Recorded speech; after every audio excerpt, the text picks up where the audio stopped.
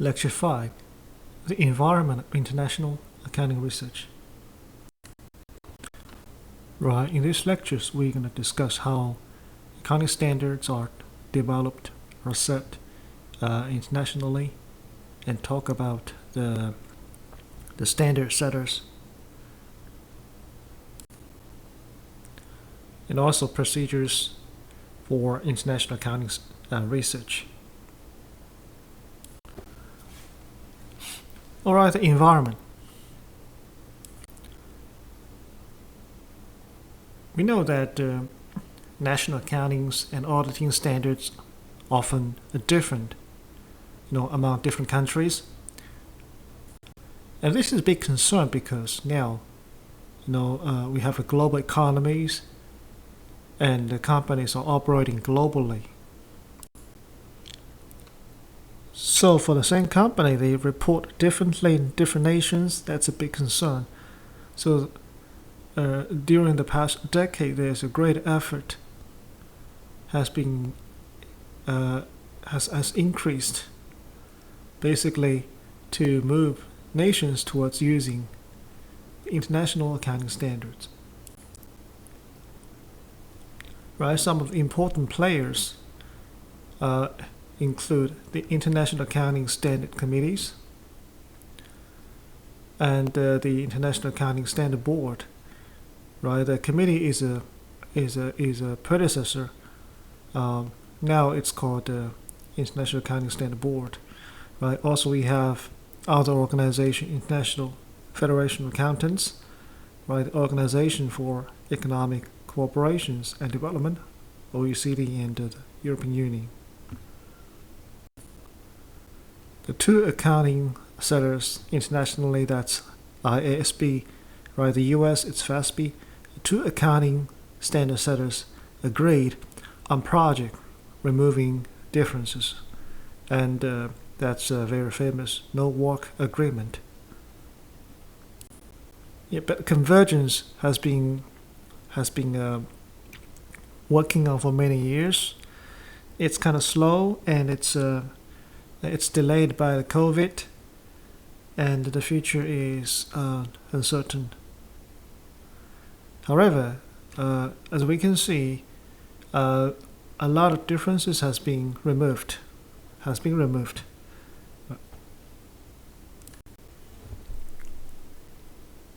International Financial Reporting Standard, IFRS structure. So let's talk about the standard setters. Okay. We have on the top, we have the monitoring board. The board approves appointment of trustees. Right, the trustees is going to form the International Financial Reporting Standard Foundations, IFRS Foundations.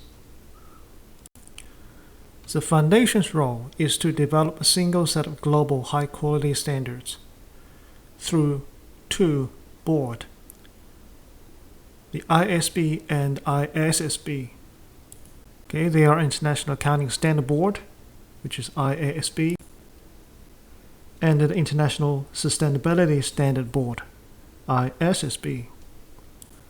Right, of course, and the IFRS foundations also promote the use of these standards, and also consider its constituents. For example, the small to large and stable to emerging. Therefore, there is standards for small and medium enterprises. We're going to talk about that. And also, finally, initiate convergence of IRS with other national accounting standards here in the US GAAP. But the foundation comprises of 22 trustees from a variety of background. Right, they could be standard setters, they could be information users, they could be the information preparers like auditors, or investors. So the foundation, those trustees, appoint members for ISB and ISSB, also appoint members for advisory council and the interpretation committees. So the IASB, International Accounting Standard Board, right? So ISB is similar to the FASB, right? It consists of 14 members from a different background for sure. And ISB issues International Financial Reporting Standards, IFRS. Previously, this role is done by the IASC, the International Accounting Standard Committee, and IASB was formed in 2001. It replaced IASC. Okay, IASC issued International Accounting Standards, IAS. Okay, now we call this IFRS. Right, the other board is the International Sustainability Standard Board, ISSB. So this is a relatively new board, established in 2021, right? It develops sustainability disclosure standards. And previously, those sustainability disclosure, like various environmental, social, and governance (ESG) reportings, the rules are developed by a variety of organizations. For example, we have the Valley Reporting Foundations, which include the SASB. This SASB, which is a Sustainability Accounting Standard Board, has been developing rules for many years. I think since 2011, so for about 10 years.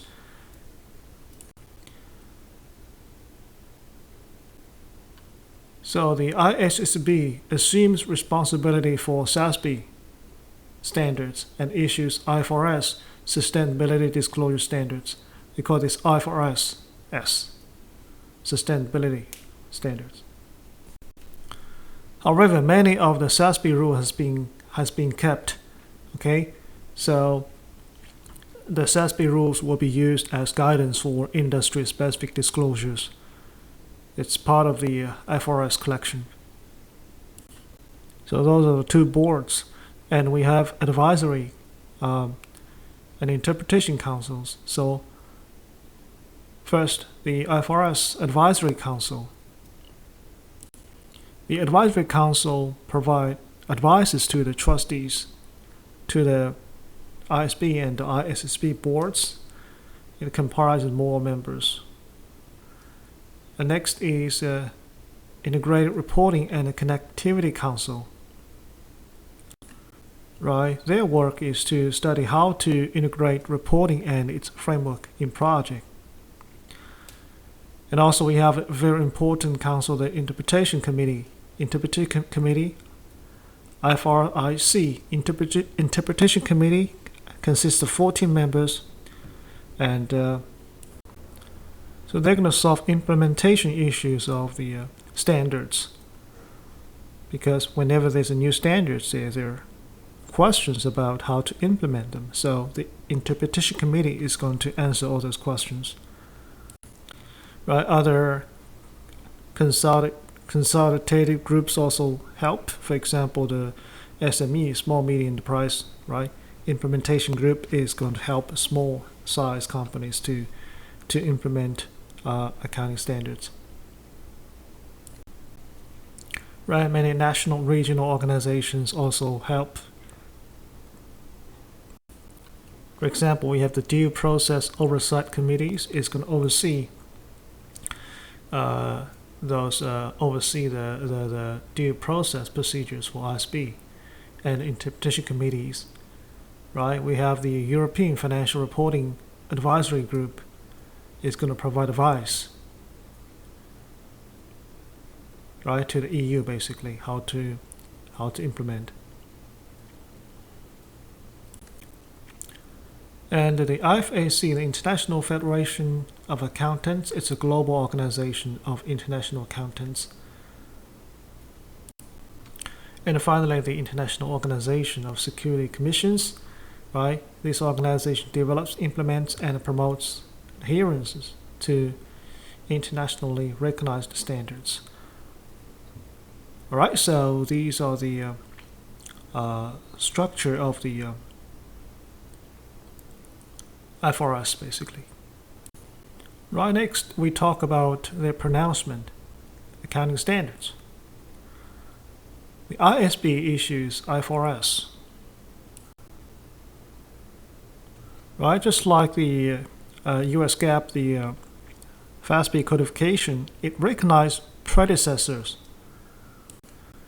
So the IFRS recognized International Accounting Standards, IAS, recognized in its Standing Interpretations Committee Interpretations, SIC. So those interpretations are also important part of the IFRS. Right, the interpretation committees, along with ISB approval issues the interpretation IFRIC interpretations, which interpret ISB's own statement. The ISSB issues the IFRS Sustainability Disclosure Standards, abbreviated IFRS-S Sustainability. So far, it has issued two standards, IFRS S1, which is the general requirement for disclosure of sustainability-related financial information. So basically, it's going to disclose sustainability-related, risk and opportunities. That's S1, and then IFRS S2, right? It's a climate-related disclosures. So in this one, it's going to ask the company to disclose environmental risk, basically environmental risk. Basically, the climate-related. Yeah, one of the major topic is greenhouse emissions. So everything, all these things together, okay, right? The IFRS standards, right? The interpretations, and the sustainability disclosures, and all the previous standards like IAS together are collectively known as the International Financial Reporting Standards. So it's a big pot containing everything. Right, most IFRS or the sustainability disclosures contain the following things. Right, introduction, table content, objective, scope, definitions, actual standards, right, and the rest. Right, just like the FASB codification, we can view all the IFRS standards, from their web pages. That's ifrs.org. Right, it has two parts. We have the IFRS accountings, right, and the sustainability reportings, right. So if you want to see their standards, you're going to go to the IFRS accounting standards.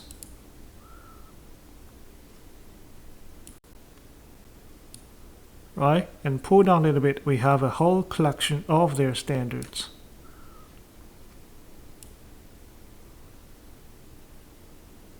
Right, including the IS and their interpretations. Right.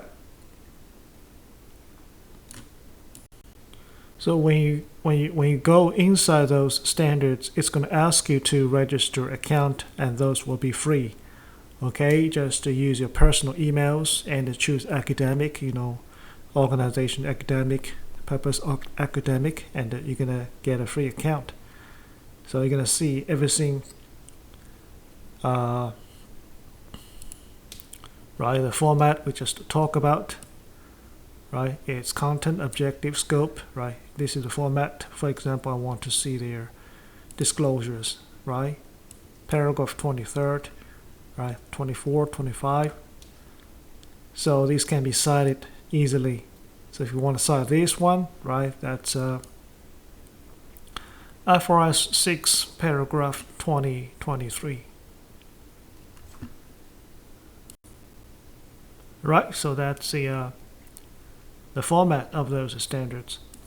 So how ISB and ISSB come up with those standards? Because it's a due process, just like the FASB. I think it will be the same due process. 4 major steps, right? They're going to put working groups to consider potential agendas based on their items' relevance. So you're going to see if there are any new issues coming out, and they're going to conduct research on those topics. So we're going to develop and publish papers, right? And get some feedback. And after that, develop and publish an exposure draft.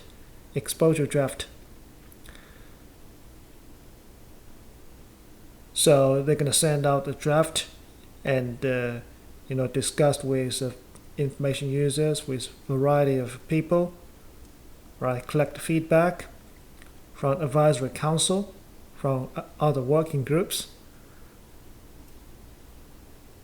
and of course get comments from information users, investors. And this draft will be revised. Right, and the second exposure draft will be published. So after the outstanding issues are resolved. Right, once they get a favorable votes, right, we're gonna have a new standards. Of course, we're gonna have a meetings with constituents with respect to implementation issues. So all the guidance, right, will be drafted as well. So you can watch go to these IFRS pages and watch the videos. Basically, it illustrates how ISB come up with new standards, explain the due process for standard setting. Interpretation is also important process. Whenever there's a new standards, right, people have questions. So the interpretation committee is going to find those problems. They're going to study to identify the issues, right? Again, do a lot of research, right? If they find that the issue is widespread, is significant, they're going to suggest the ISB to revise the standards. Okay. Otherwise, they're going to put into agenda to interpret. So they're going to draft their interpretation, and ISB is consulted. Okay. They're going to collect the comments. Okay. Then the interpretation is approved by the committee and ISB together. So the interpretation will be put into IFRS, and now the interpretation is going to be enforceable. Right, again, the video in this page just explains the how interpretation committee works. So we have a FASB conceptual framework. So we also have a IFRS conceptual framework. Will be very similar. Basically, it established objectives and concept for development accounting standards in international environment. Now, this conceptual framework is very important because the board is going to use this framework to develop future standards.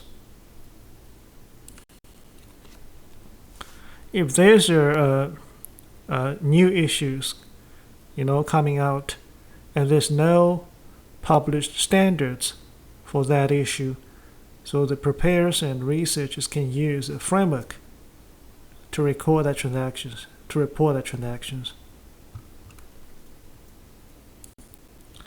Right, and the framework is very similar to the FASB conceptual framework, and the ISB, the IFRS framework was last updated 2018.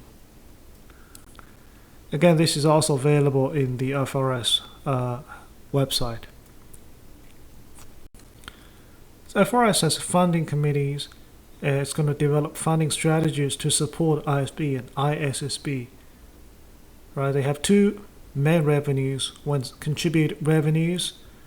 Those are basically voluntary support from the various countries, right? Like Canada, China, Germany, Japan, and they receive grants and also company support, but those are not major support from companies.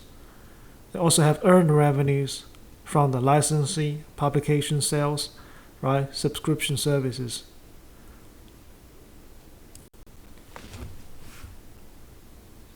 The FASB has a similar but kind of different funding strategies, and you can take a look at that as well from the FASB website. The US SEC now accept IFRS reporting conditionally. So for now, if there's a foreign registered listing companies, if they're traded at, for example, New York Stock Exchange or NASDAQ, okay, they are allowed to report IFRS financial report to SEC, and previously they have to convert their IFRS reporting to US GAAP reportings, but now they are allowed to just submit the IFRS financial reports. Therefore, it's very important for US investors to understand IFRS reportings to see the difference between IFRS and US GAAPs. Okay, if you want to compare foreign companies with US companies. The problem with IFRS is the ISB does not have authority to require compliance. So each country has the authority to require, right, its companies to adopt IFRS. Or for the European unions, right, they have the authority to require EU companies to adopt IFRS. So far, the listed EU companies must use IFRS. Right, I think the UK or Japan, they have endorsed IFRS. Well, the EU ensures compliance with their own organizations like European Enforcer Coordination Sessions and European Securities Committee. Well, the SEC also examines cross-border regulatory compliances. Right, IFRS research. How do we find the authoritative literature? All pronouncements have the same authorities in IFRS. However, there is a hierarchy presented in IAS number 8. If we do research, we may consider this, this ranking. Okay, at the top, we can apply specific IFRS. If they do not apply, if we can't find a topic from specific IFRS, we go to other IFRS that involve similar or related issues. And if we couldn't find, okay, we apply the IFRS framework. And if we couldn't find, we can apply pronouncement of other standard setting bodies. IFRS access, right? Everything can be obtained from the ifrs.org. Okay, you can find all the printed online materials. Let's see, the primary authorities of IFRS are IFRS Sustainability, IAS, right, the interpretation. These are two other interpretations. Okay, these are the primary authorities for IFRS. Right, now everything can be accessed digitally, so IFRS web pages offers researchers often use to get the evidence from their website directly. And the research itself is very similar to the FASB codification research. Basically, you're going to state facts, right? Identify the issues, right? Go through all the authorities to find the rules, right? And make a conclusion. Right, that's all for this lecture.